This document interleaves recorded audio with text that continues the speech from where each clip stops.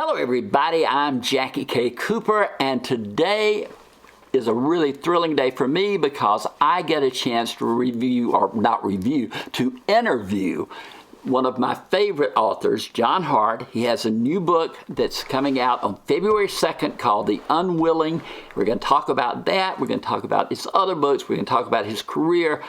We've got just tons of stuff to talk about. So without further ado, let's move right into my interview with John Hart. So here we are with author John Hart, the author of the new book, The Unwilling, coming out February 2nd. I know you're excited because I'm excited. So I know you have to be. Yeah. It's every book is like a birthing experience, bringing a child into the world. One gets nervous about it, one's excited about it. We hope for the best possible start to the life of this new child. But I love the way the publishers packaged it. I love how they're marketing it and bringing it to the world. And I couldn't be happier to have this book under my belt. I feel really good about it.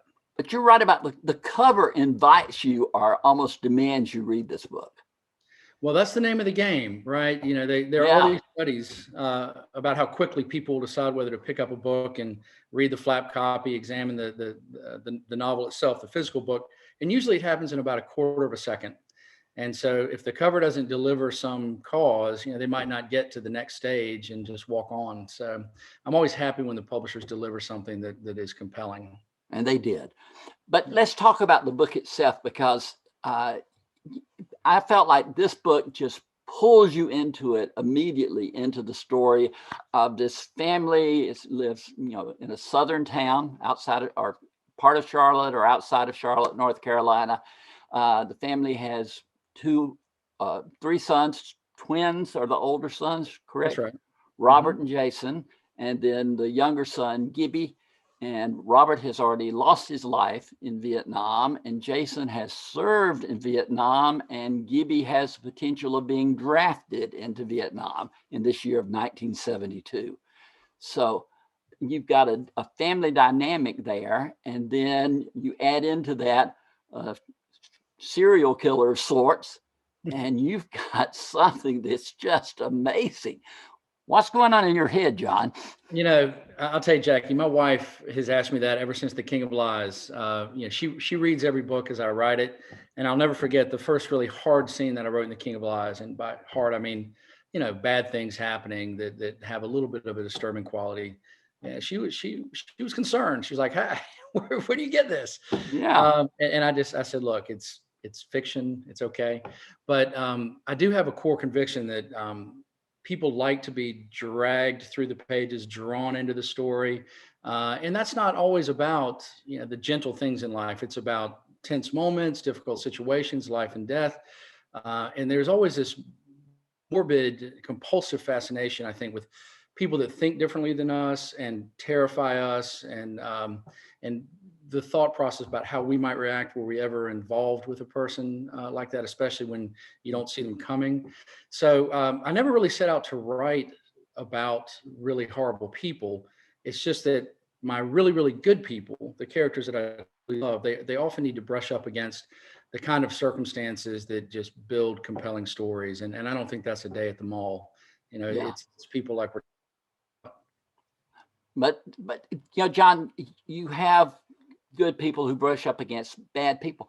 But in thinking back on the book, the violence in your book is more by implication than by specification. Absolutely, that's right. And that was a purposeful choice. All of my books, going back to the very beginning, are largely an exploration of the ripple effects that roll outward from some bad deed, and it's about how this deed might affect a family, as we see here. And often I have family drama elements in my novels, how it might affect a community, a church. But I don't think we necessarily need to see all of the truly bad things on the page. I think that it's okay to keep them off the page. I don't necessarily want to draw the kind of readers that want the nuts and bolts of the evil. And I have used it in passing. In Iron House, my fourth novel, there were a few hard pages there that got fairly explicit. But this is more about the risk presented by bad people, the reactions of those who are trying to do good, and I just didn't want to subject the readers to so much raw evil. So I tried to minimize that.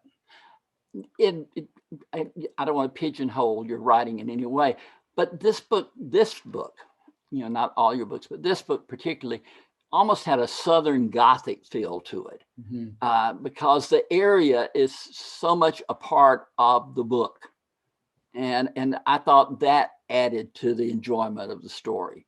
Well, let me talk about that for a second, if I may. So, Sure. the book is set in Charlotte, North Carolina, in 1972, and I did the research. Charlotte was about 250,000 people at the time, and it had some crime and it had some motorcycle gangs, but it wasn't quite as dirty and dark as I needed it to be. So, with apologies to the good people of Charlotte, I've made the city a little bit larger, a little grimmer, a little darker, and had a lot of fun doing that. And I feel that's an acceptable exercise in creating powerful fiction because I needed the setting to be Sure. that. However, because I grew up in that area in the 70s, I mean, I would have been 7 years old in 1972. I remember it so clearly, and I remember the feel of it. I mean, I knew older kids that were going to Vietnam or were scared of going to Vietnam, and I really want to try to write a story that captured what it felt like in 1972. I was scared of going to Vietnam in 1970. I was in the Air Force during that time. Oh, is that right? Yeah, and spent my whole 4 years in Georgia. So, but Well, Vietnam was certainly a possibility. it was. The book is not really about the war. I mean, I think you'll admit that. But it's about how the war But it's affects about the the family. impact. I beg your pardon? It's about the impact. It's about the impact. That's right. So, two twins born on different sides of midnight. So one was actually drafted. It's kind of Robert, the good brother. He's killed early in the war, and his younger brother, by a few minutes, Jason, in a fit of anger and despair, enlists to seek revenge against the people who killed his brother. Does 3 tours, and for most of it is highly decorated. In fact, considered one of the most dangerous people on our side. But then something goes wrong, and he's dishonorably discharged and comes home with a heroin addiction. He ends up in prison. And the novel really opens when he gets out and comes back to Charlotte, just as his younger brother, who's 5 years behind him, is graduating from high school. He's a week or two out from graduation. He actually has a college deferment, this young man, Gibby. But he feels this pull. Should I enlist to do as my brothers did and to do as his father had done in Korea? So it's very much of a coming of age story about this young man's journey. And I really wanted it to be his story. And if you'll think back to the read, I tell his story in first person and everyone else is in third person. I think they call that cheating first person. But the story really ramped. I'm sorry? It worked for me. So, Well, I had fun with it. It was a challenge, but the story really ramps up when this brother Jason gets out of prison, and the very protected life of the 18-year-old brother slams headlong into this violent, mysterious world that his older brother, his now basically unrecognizable older brother, moves through so easily. It makes for fun storytelling. but there's a I don't want to call it a side story per se, but there is a little love story in it with Gibby and Becky. Mm-hmm. But it is a major love story of a father for his son, a man for his brother, and also the friendship between Gibby and Chance, I think his name is. Those are compelling emotional elements of the story to me. And each one is a different relationship. And I thought you explored those. Well, I think it's important. Look, I love a full-throated thriller that is just raw plot and not much else. I can read one of those pretty quickly and enjoy it. I really try to write books that I would enjoy reading and that my wife would respect. I mean, I say that jokingly, but it's true. She's a literary reader. She likes a deeper, immersive experience than I do. But the net result of trying to write a book that works for both of us is that I often get very deep into the characters, the backstories, the interrelations, what it's like to be in Charlotte in 1972. I had a lot of fun recreating that, what movies were in the theaters, what were people driving, what chain restaurants were still around that we haven't seen for 20 years. I mean, to create that world the way it was. And so much of what I enjoy about writing is about the people involved. Because if you can make the people so real, so just in your soul believable that you invest in their choices in their stories, it elevates the novel to another level because we care so much about what happens to them, and we can't care that much unless we truly understand them and how those pieces fit together. And if the plot is going to turn on a betrayal or a lie or some breach of goodwill, it's more powerful if it's between people whose relationship are meaningful, deep, and well understood. So that's a big part of it. Let me ask you this, John. We're living through COVID times, and this book was finished, I'm sure, over a year ago, and it was supposed to have been released in June of 2020. That's right. And that's coming out in February of 21, and we still have limitations on what you can do, and as well as to publicize the book or whatever. How frustrating has that been to you? Well, very frustrating, obviously. What people that don't write for a living might not understand is that the writing life is a very solitary life. I mean, I spend my days alone with these imaginary characters, and of course, my family and friends. But it's not like I have a workplace with colleagues. It's just me in this mental space.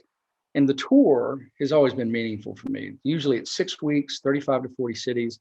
And I get to meet readers who are willing to come out and talk to me. And it's a touchstone for why I love to do this, because it really is about the readers. It's not about the paycheck. I mean, that's nice, but it's about the readers and why they care enough to buy my book or stand in line to shake my hand and say hello. So it's hard to give that up. That's been the biggest frustration for me. That being said, I don't feel bad for myself. I mean, I can write as I've always done. I live on a farm. I go to my little office, and I don't have to worry about COVID being in my tractor barn, right? And I can walk the dogs. And I know how hard these times have been for so many people. So yes, frustrating. I mean, for a while I was a little bit angry about it. I had some movie projects that were showing a lot of momentum and a lot of promise, and of course that's all just completely evaporated. No one's making movies now unless they're really big, high dollar movies, But and that's this not. would make a great movie, John. I think it would. I think Gosh, it would. I I think think all it my would. books would. Yeah. To answer your question, normal frustrations that we all have, but I can still do my job. My family is safe so far, knock on wood, and I just count those blessings. Sure. Before we, get that, leave the book and get into your writing career, The Unwilling. I've seen interviews with you. I looked you up on different interviews before I did this one, but what is to you? Who is the Unwilling? Okay, so you have, I'm guessing, an advanced copy, which Yes. so there's something in the new books and the final versions that didn't make it into the advanced copies, and it kind of explains the title. Um, and I hate to even call it a poem, but there was a turn of phrase written by an unknown soldier during the Vietnam era. Now, I think I can remember this correctly. We the unwilling kill the unfortunate in service of the ungrateful.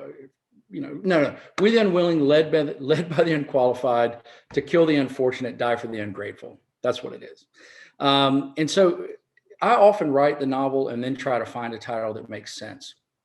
And so once we understand what shaped Jason so severely in Vietnam, the man he was, that makes a little more sense. But there are also other ways to look at it. There are loads of people here that are unwilling. I mean, Chance is unwilling. That's one who stood out to me. He's unwilling to face the he's not going horrors to go. of Vietnam. Gibby's mother is unwilling to face the return of her son. Jason is unwilling to go back to prison, where he knows the most dangerous man alive is very eager to have him. There are loads of people that are moving through a difficult life, unhappy about the fact that they have to make these choices in this place. So I thought that the term fit really well. And it's kind of funny. Titles are tough, just like character names are tough. And you may or may not know this, but John Grisham's a friend of mine. He lives here in the same area, and we get together a lot. And he's a big believer in 2-word titles. He's had a lot of luck with them. So, I always run titles past my writing friends and get their opinions. And John was pretty strong about this one. So we just decided, for all those reasons, it made sense. It's a great title. Yeah, well, thank you. It took me a long time to come around to it. I'll be honest. I've got to tell you a story. You may not remember this, but we were talking before we went on camera, about how long we've known each other. And I said, I've reviewed every one of your books. You just came out of the blue to me, and I was hooked. But the South Carolina Book Festival, many, many years ago, Paula Watkins, I don't know if you remember Paula or not, but Paula was in charge of the book festival. And I went, she was so generous, she invited me every year to go. And you came one year. And Paula came out to me and she said, I know that you are a big fan of John Hart's. And I said, oh, yeah, really big. And she said, well, he's back behind, he's going to make a talk, but he's back, in this room. Come on, I'll introduce you to him. And she took me backstage, so to speak. And I got a chance to meet you, talk to you, and it was great. And then I went out to sit down and listen to you give your address to the South Carolina Book Festival. And you got up, John. And you probably don't remember this at all, but I remember it. You got up to make your introduction, to introduce yourself, and you're talking. And you said, I was just talking with my friend Jackie Cooper. And that was the biggest thing to me, because people were like, you know him? You know him? It was fantastic. And I was your friend before, and I was even more of a friend since then. Well, And, you just don't know how much that meant to me when you did that. I'm so happy to hear that story, Jackie. And I do remember meeting you there. I don't remember Paula by name, but it kind of goes into the point I was making earlier about the really the beautiful side of doing this for a living is having the opportunity, as we did that day, to meet and connect, and still be friendly towards each other years later. And that's what I miss. And so I'm so glad that you remember that story and that you so strongly about it, because that's really what it's all about. The words on the page are where it starts, but that's really a nice part of this. Okay. Now, though, before we run out of time, I want to go back to John Hart, growing up. When did you say, I'm going to write books? Wow. Well, I mean, I was an avid reader as a kid, like all writers are. I don't think you can do this without that background. So I knew early that I loved the written word. I always thought that writing for a living would be the best possible job. If you do it well enough and your readers are loyal, you can write what you want and live where you want. And, you don't really have to do some of the things I ended up doing until I was in my 40s. I mean, it took me a while to get here. But I actually outlined my first novel when I was 20. It never got off the cocktail napkins. That was mid 1980s. I wrote two failed novels. One while I was in master's school. It was a master's program for accounting. Don't ask me why I was doing that. It was horrible. And then I wrote another one while I was in law school. Neither one of them were good enough to be published. I can admit that freely. But the learning curve was moving in the right direction. I could tell that I was starting to figure things out. So the way it turned out at the end, I found myself as a criminal defense attorney, married with a young child, my first daughter, who was 6 weeks, I think, at the time this happened. And I was assigned to defend my first child molester, and he was guilty and told me as much. And I just couldn't bring myself to do it, being a young father. And the firm didn't want to hear that. The judge didn't want to hear that. So I decided, you know what, I'm going to take one more shot at writing a book. So I quit my practice. I gave myself a year. I had just enough money to carry the family for a year. And I wrote The King of Lies. And if you remember The King of Lies, it's very much about an unhappy 35-year-old defense attorney in this little southern town called Salisbury, which is where I lived at the time. And what I realized on page 2 was that, feeling as I did about that job, it was very hard to write about it in any sort of glowing terms. So my character was a very disaffected young attorney whose father turns up murdered, and the father was also his business partner. But so that's what started things. But I like to call it my 15-year overnight success story, because that's about how long it took. I don't know if I ever told you this, John, but I practiced law for 12 years. Oh, I didn't know that, Jackie. Yes. Yeah, well, then you're probably sympathetic. Hated it. Yeah. There's some great lawyers out there. I have some wonderful friends who are lawyers, but my 12 years of practicing law was not what I wanted. And just it's a hard way to make a living. But no, this is where I'm happy, what I'm doing. But I can certainly understand. And, I see so many lawyers turned authors. There's a bunch. Well, there are a lot of smart guys out there that aren't scared of the work or the written word, and unhappiness is a great motivation.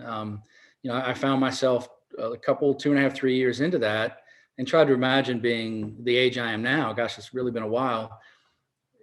Defending despicable people for money, and I understand all the reasons. I mean, there are valid reasons. The system has to be an adversarial system with disinterested attorneys fighting vigorously on both sides of the issue. That's how we get to the truth. But it's a hard way to move through your days and weeks. Mm-hmm. And aren't you just happier doing what you're doing? Jackie, I cannot put it into words. I mean, I know. I can't. I have a kindred spirit. So it's unbelievable. I thank God every day, and I count my blessings. I'm so blessed to be able to do this. Yeah. Well, let me ask you this. You said that you are a reader. Who do you like to read? Do you have favorites that you like to read? Yeah. So there are very few downsides to what I do, but this is one of them. I was actually a language major at Davidson College. I was a French major, and maybe this is the reason why, but I have a very good ear for the way other writers write. And when I read someone that I enjoy, I tend to internalize their voice, their style, and it affects what I'm writing. I call it voice creep. So I start to sound like the person I'm reading at the time. So if I'm reading James Lee Burke, I start to sound like James Lee Burke. If I'm reading someone like, say, Lee Child, really, tough guy stuff, I start to write tough guy stuff. And it leads to an unfortunate unevenness in the story. And none of those parts are really me, because I've internalized these voices, I've bastardized them, and written something much less. So I really have to stay away from the things that I truly enjoy when I'm working, which is really frustrating. And I miss it a lot, because I think it's important to keep reading to understand why storytelling is so important. I usually take 3 or 4 months off between books and read pretty vigorously. But while I'm writing, I have to stay out of that area. So I'll read historical fiction, nonfiction, science fiction, fantasy, anything that bears no resemblance to what I do. But what I really enjoy reading, are the people that do what I do. And so it's frustrating. Well, since you've had all this time, when the book didn't come out or wasn't released, have you pretty much well into your next book? I hate you for asking that question, Jackie Cooper. I'm sorry. I should be, right? I mean, I've had all this time. I've had all this time. I'll tell you honestly. So I lost a couple of big chunks of time. I spent about 3 months actually starting a sequel to The Unwilling before I realized that that's not the next book I wanted to write. So I lost that bit of time sort of at the beginning.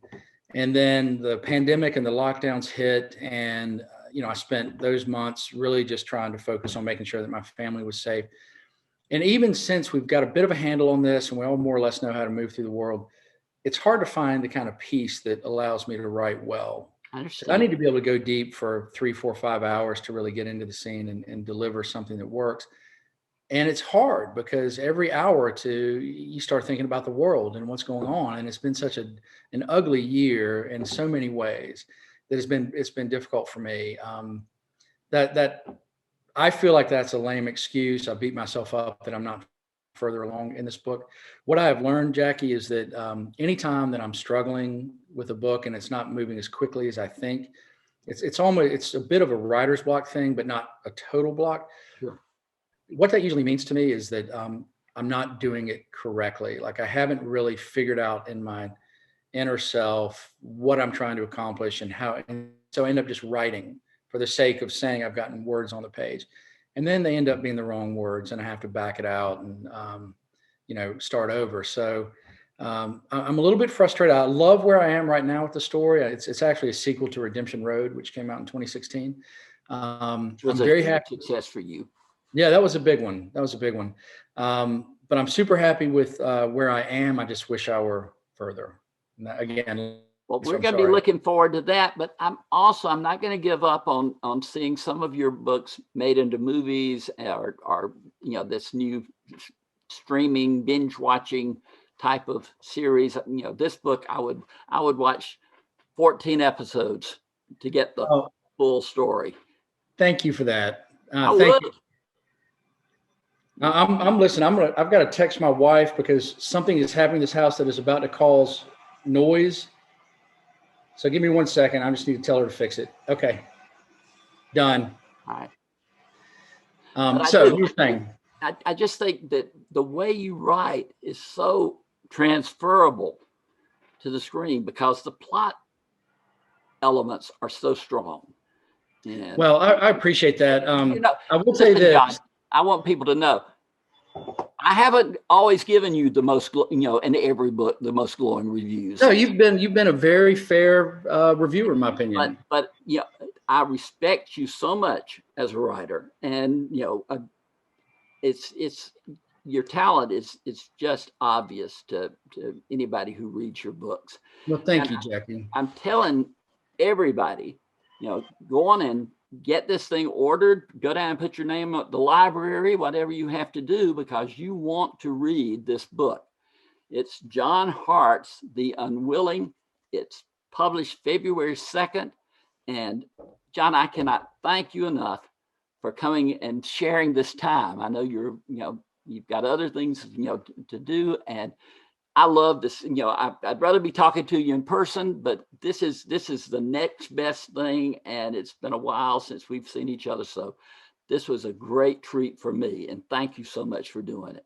Well, thank you, Jackie. And look, this COVID business will be past us sooner or later, and maybe we'll see each other in South Carolina or some other great venue. I can't wait. I'm so ready for that. I am too. But thank you. All right. Thank you, John Hart. And thank you, everybody who's watching.